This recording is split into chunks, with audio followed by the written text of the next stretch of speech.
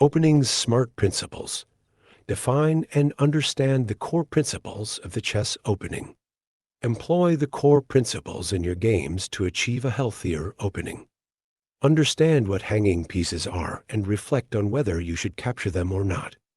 Recognize weaknesses of the f7 pawn, have knowledge of common attacking patterns against it, and reflect on whether your f7 pawn should be pushed or not. Evade the scholar's mate, and have knowledge of common defenses against early queen attacks. Recognize and take advantage of situations where the opponent's bishop can be trapped. Reflect on situations where the opening principles should be broken. Recognize options to ruin the opponent's king's safety, or hinder their castling to leave them vulnerable to attack. And we're going to do that by teaching you some core principles. And the first core principle I'm going to teach you is the one of controlling the center. And when I talk about controlling the center, I specifically am referring to the squares d4, e4, t5, and e5. These squares make up the center of the board.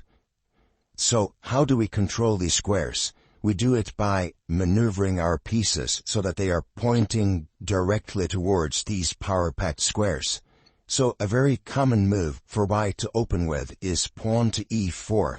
And this move achieves that it controls a central square, which is d5, so you're grabbing space in the center.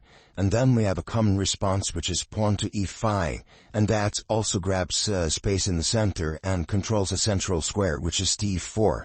And in this position right here, white has a lot of options, but we're going to talk about the move knight to f3, because this move actually achieves three things.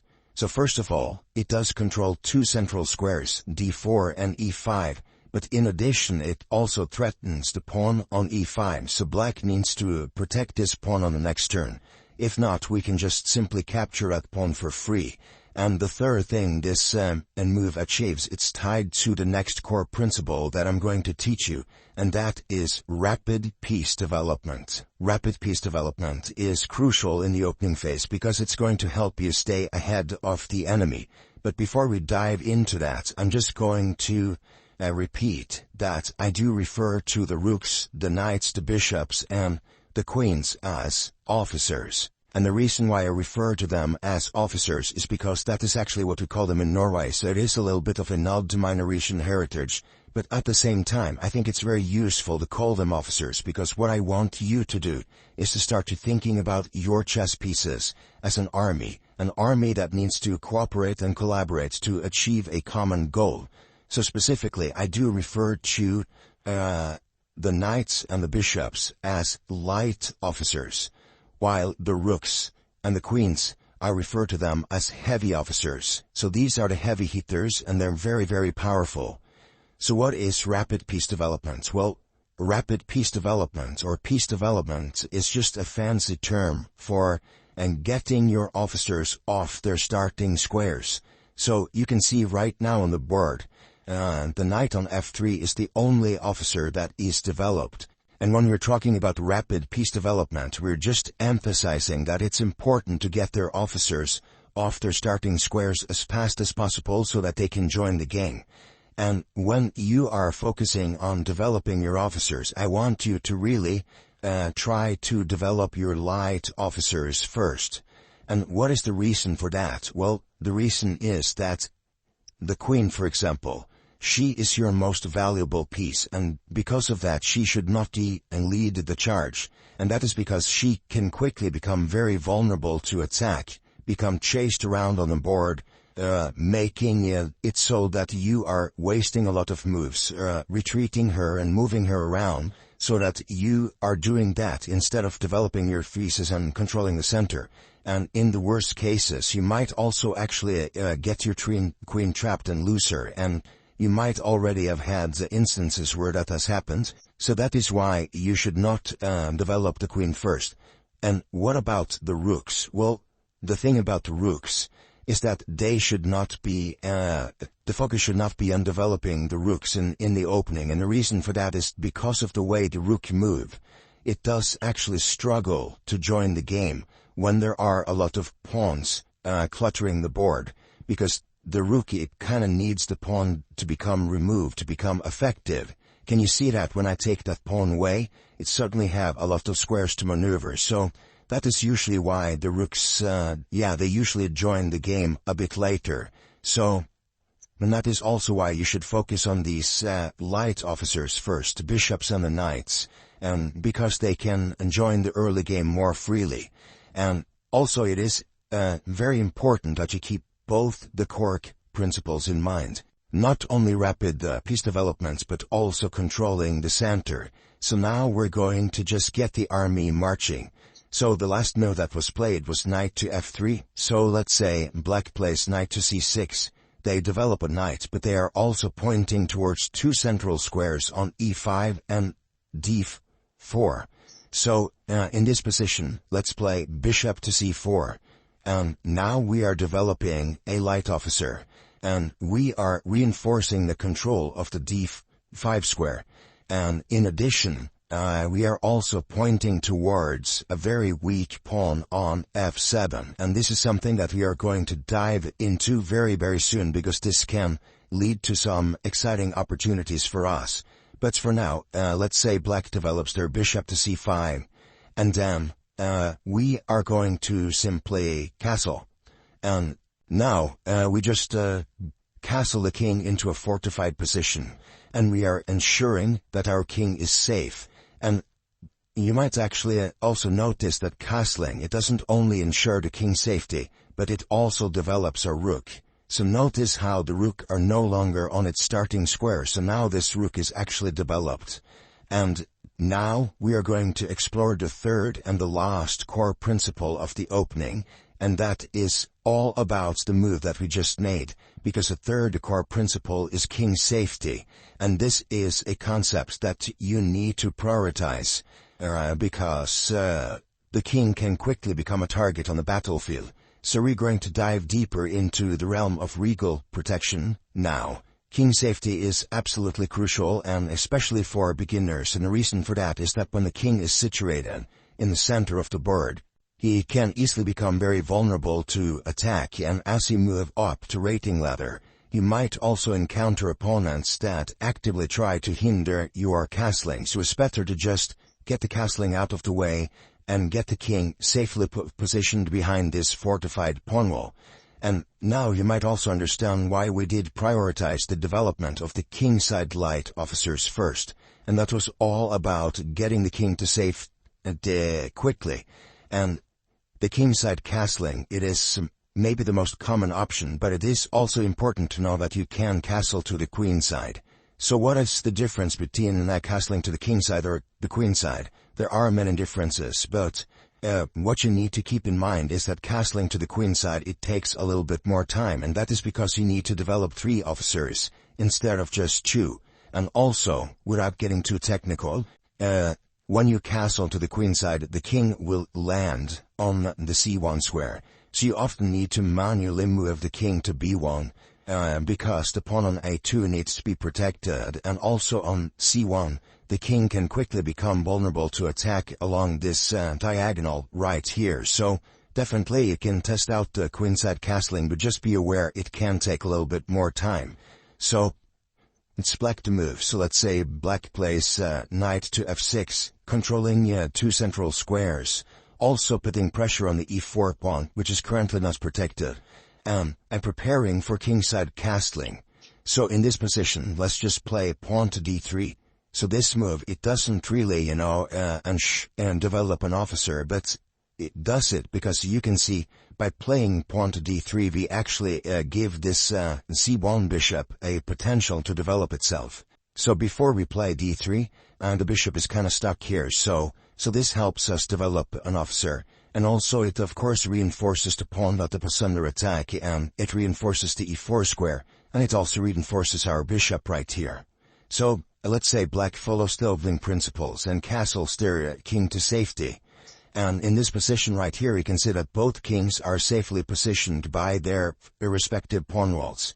But it is important to understand that the opening phase, it's still not finished. So when is the opening over? And that is, it's kind of difficult to nail that definition, but a very widely accepted indication is that the opening is over when there are no officers left between the rooks, so that the rooks are kinda staring at each other with no pieces in between them. And when the rooks are staring at each other with no officers between them, we usually call it this, that the rooks are connected. So just remember to keep the 3 core principles of the opening in mind when you play your own chess games, and that is, of course, controlling the center, ensuring rapid piece development, and also ensuring king safety. And if you play following these principles, you don't have to memorize a lot of complicated moves. And just playing by following the principles, it's going to serve you so much better in the long run, because that approach, it's going to open up for more flexibility and creativity, and it's going to help you develop a much more clear understanding of the game. We are now at the 500 level. This level is all about following the core principles. So we are basically going to put theory into practice, and we're going to do that by doing a little role-playing. So you are playing as white, and your opponent is a total noob who barely grasps how the pieces are moving. And of course you have the upper hand now because you know the core principles. So this is a fun demonstration because it's showing how both sides can have the exact same material and still one of the sides are completely losing because they have a poor opening strategy. So I am going to show you the ideal setup for your officers and pieces. Most likely your opponents are not going to allow you to put your pieces in this optimal formation. But still, it's going to be very good for you to know how the optimal setup looks. So we're going to start by just putting our pawn in the center. Control d5 and see what black does. So I don't have a lot to say about this move other than it kind of breaks all of the principles, right? It doesn't bother to control the center. It doesn't help any of their officers develop. It's just all dashes, really. So let's continue. We're just going to do d4. And what I want to highlight is that if any of your opponents, like by some stroke of luck, they allow you to put 2 pawns in the center, you should grab that opportunity with both hands. This is just a beautiful pawn formation. Look at all the squares they are controlling. So if you ever get that chance in your own games, grab it. So let's see what black does. Black continues making questionable life choices. So let's just develop our knight to f3, prioritizing rapid piece development. And we give priority to the kingside light officers to, make sure we can castle our king to safety quickly. So, what does black do? Well, they plunk their knight to the worst possible position. It's on the edge of the board, so it's far away from the action in the center. Not only that, but this knight is actually feeling miserable at the edge of the board. And the reason for that is quite simple. So, look at our knight. Our knight is controlling how many squares. We can actually count it. We are controlling 1, 2, 3, 4, 5, 6, 7, 8 squares. That is a whole lot. So what about this one? It controls 1, 2, 3, 4 squares. So this is just to illustrate that the knights generally are happier more towards the center of the board. And it's even a popular saying in chess, which is, a knight on the rim is dim. And it kind of just means that a knight that is positioned on the edge of the board is weak. So that was a long monologue about knights on the edge of the board, but it is important. So we're going to make a more sensible move. We will develop our bishop to c4. And that is our last kingside officer. Black is continuing making bad moves, so we will continue to castle. And notice just how Black is struggling to get their officers onto the battlefield here, and how we already are castled and close to finalizing our development. We are only missing 3 officers right now.